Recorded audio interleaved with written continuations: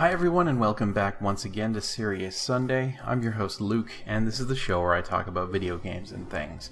And this week is going to be a short and sweet follow-up after I neglected to report on this in the last 15 weeks. Today, I tip my hat once again to Blizzard for delivering something that I absolutely didn't realize that I wanted as much as I obviously did in this week's release of StarCraft Remastered, the audio-visual update patch, as it were, to the original StarCraft of 1998. As I reported back in April, the genre-defining classic, nearing its 20th birthday, was made 100% free to download and play, no strings attached, and I have been having a blast with it, getting back into StarCraft with old friends, playing custom matches, and just slowly poking around in the campaign.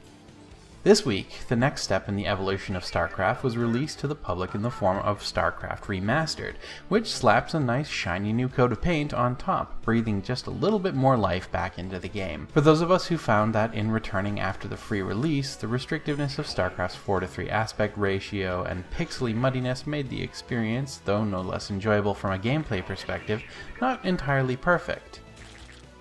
It's worth noting for those interested in StarCraft Remastered what it is and what it isn't, so I thought I'd go over the highlights today with my own as yet short experience with the game and help you to make your decision based on a little extra information that you may not yet have had. First and foremost, unlike games like Grim Fandango or Monkey Island Remastered's overhauls of an old game with improved interface, tweaks, and graphical updates, StarCraft Remastered is very much just a cosmetic upgrade. It requires that you already have a copy of the original StarCraft to run, and with good reason. Under the hood, StarCraft Remastered is exactly the old StarCraft that you know and love, with all of its idiosyncrasies and conspicuous lack of some of those quality of life improvements made in its descendants.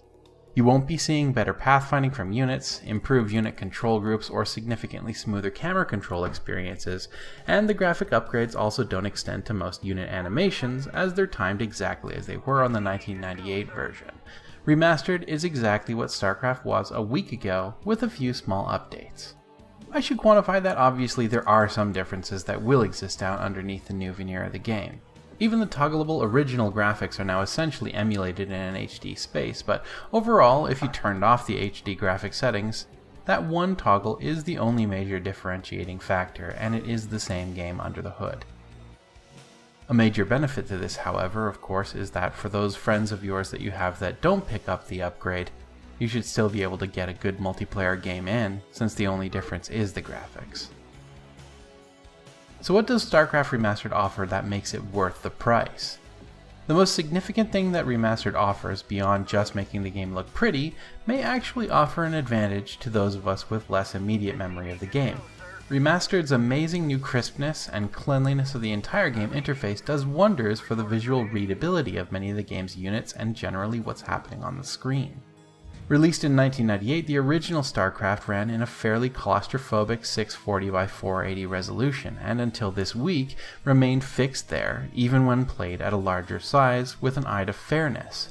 Over nearly 2 decades of StarCraft, the game remained at its original pixel density and aspect ratio, ensuring an identical experience for any player regardless of hardware, something that I've always admired about Blizzard. It was a good choice, but that also did mean that with our eyes trained to see much more detailed images, the game was, at times, hard to decipher in the modern day until you put the time in to learn to read what you see on screen.